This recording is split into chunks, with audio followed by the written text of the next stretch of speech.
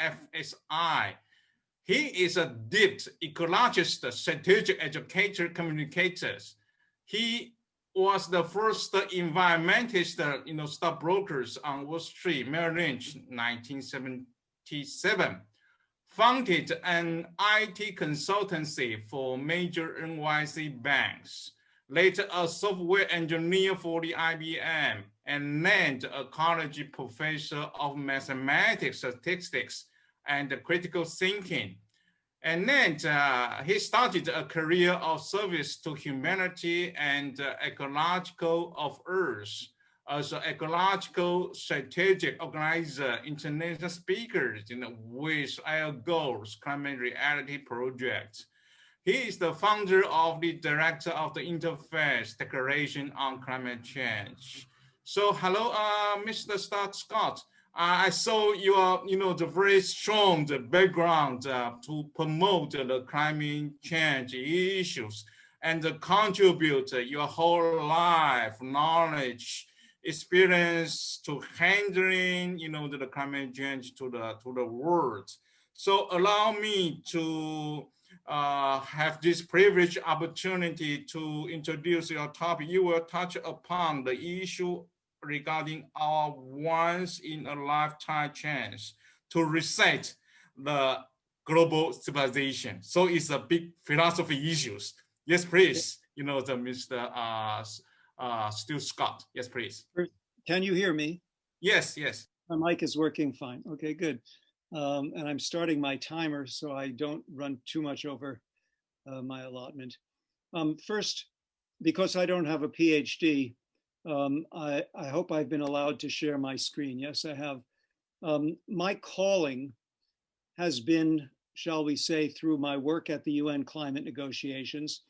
I was the person to introduce Greta Thunberg, who is now famous, at COP 23 in Katowice, Poland. I convinced Dr. James Hansen. I'm not getting him up now. Let's see, new share. Dr.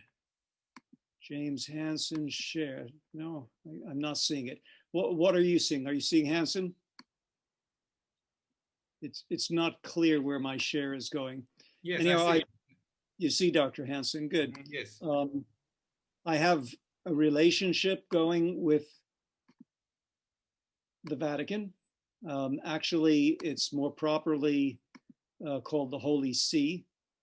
I've met Pope Francis, and I have a close relationship with Cardinal Turkson, who is actually his speechwriter on matters of ecology and economics. So I have some background. I'm not doing this to brag. I'm doing this basically to establish my credibility, since I don't have a PhD to a doctor, that magic title.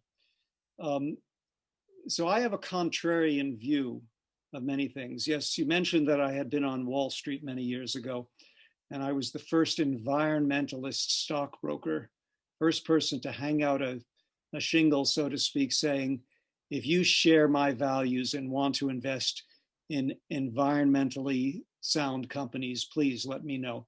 But I was at Merrill Lynch, and they said, it's a wonderful idea, but you can't do it here because the companies that you want to follow are too small. I went on to other things.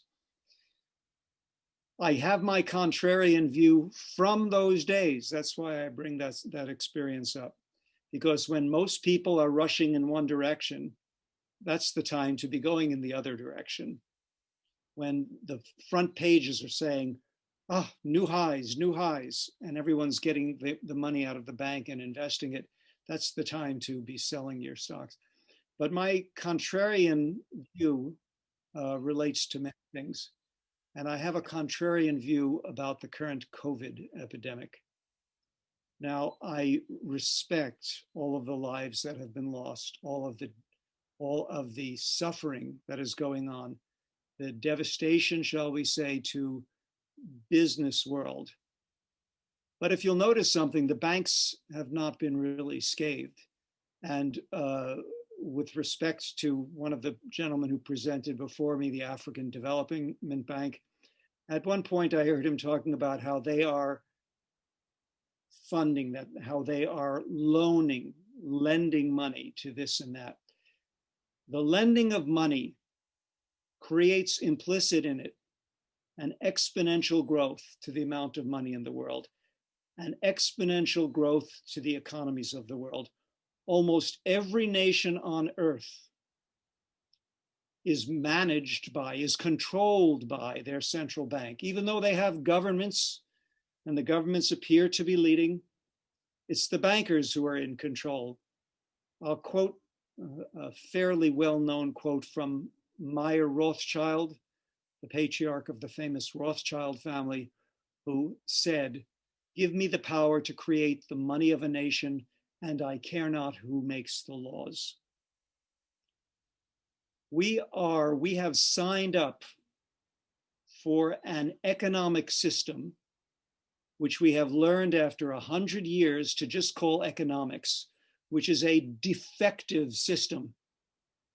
It's defective because every person, every company, every country wants to grow, grow, grow, grow.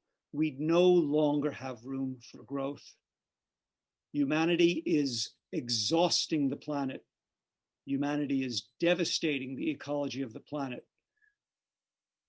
96% of the biomass of the planet is us and our animals, our livestock.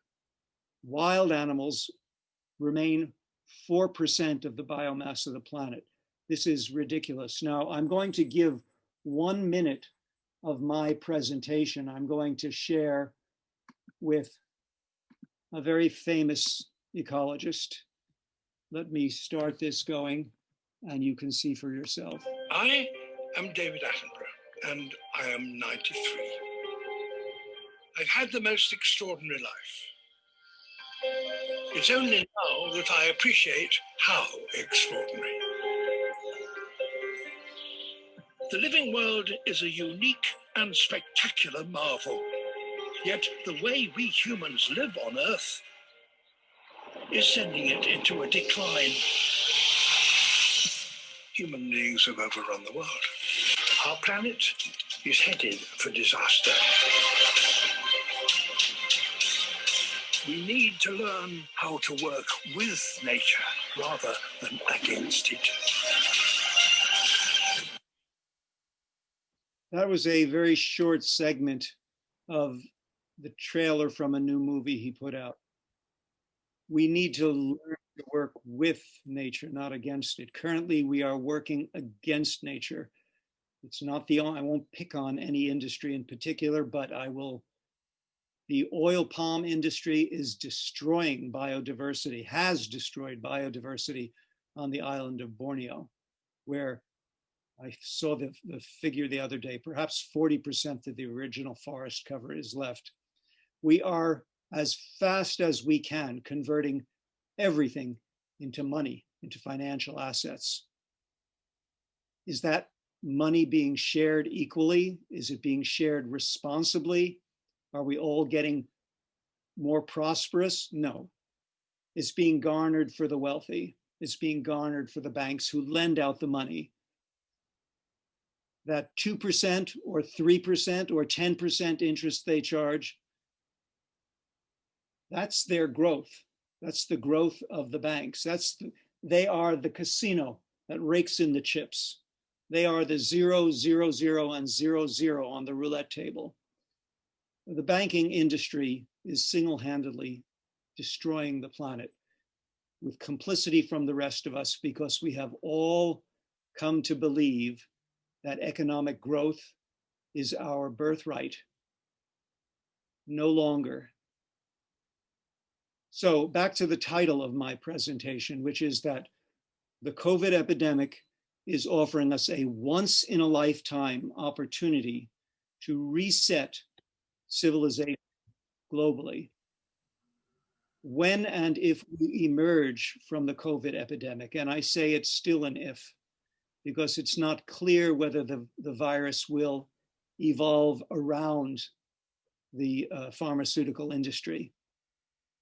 You know, viruses reproduce very quickly and mutate very quickly.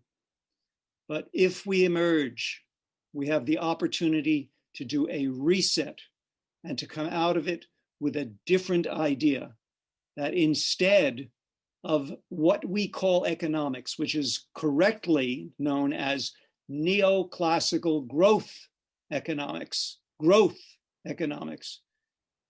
if we don't do the reset and get off of GDP as the measure of whether we're succeeding or not. You know, a ship which sinks at sea adds more to the gross domestic product of the nation than the ship that arrives at its port. Is that insane? The destruction of our forests add to our GDP. This is insane. Our current system is an insane system. It was installed for us. It was a trick by J.P. Morgan, who installed it at the University of Chicago Business School 100 years ago.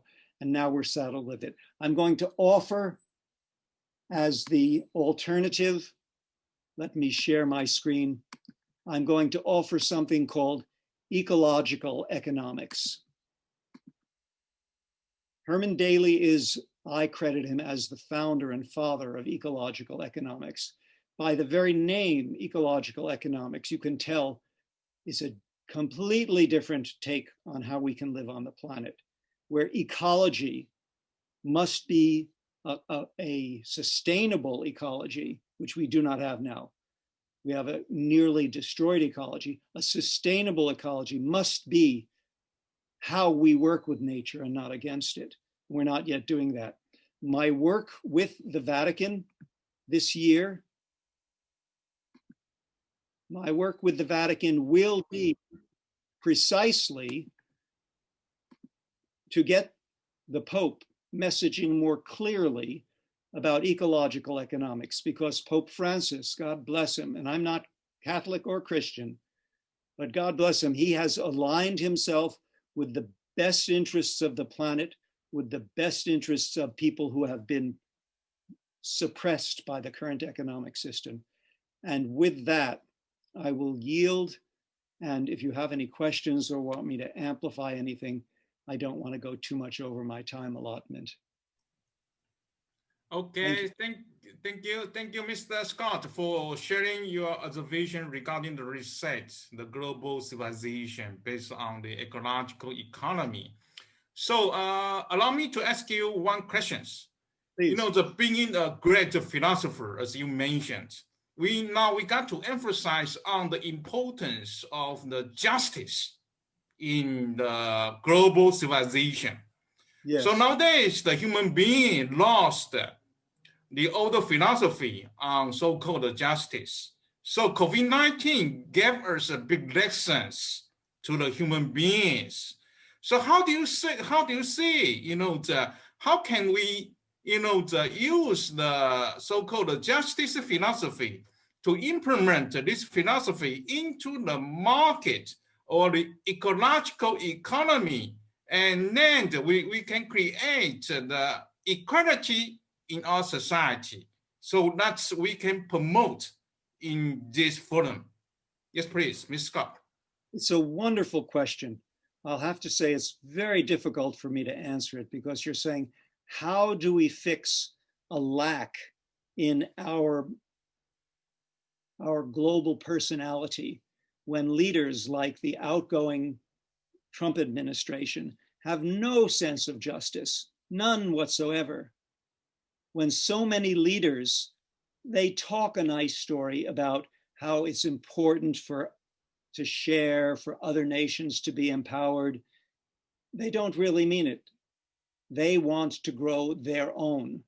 Even if you look at the UN Sustainable Development Goals, goal number 8 is good jobs and economic growth. They say good jobs in rising economies, in what we used to call third world economies, developing nation economies.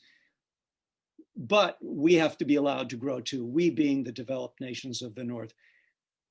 I think where we went wrong is when we secularized education, the example, the poster child being Thailand, where before the 1950s, the education of Thailand was managed by the monkhood.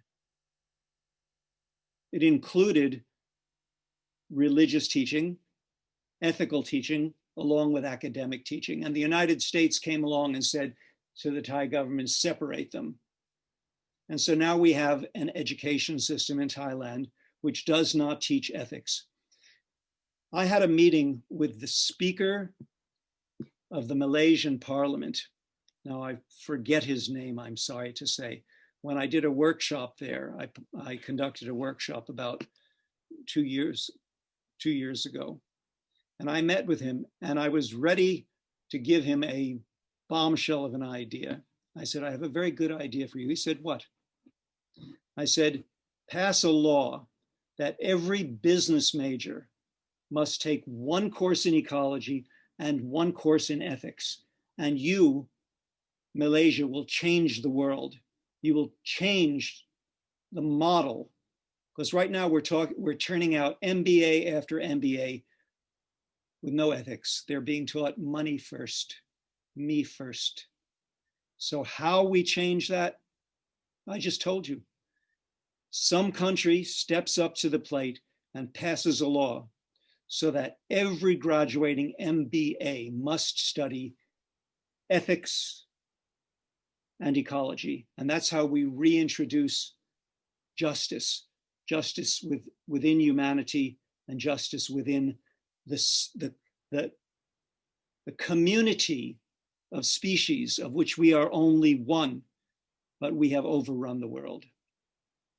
Thank you, Mr. Scott. You are, the final conclusion. We got to emphasize the importance of humanity in justice for the global society. So we work together to realize these targets for the beautiful future in the global society. Thank you.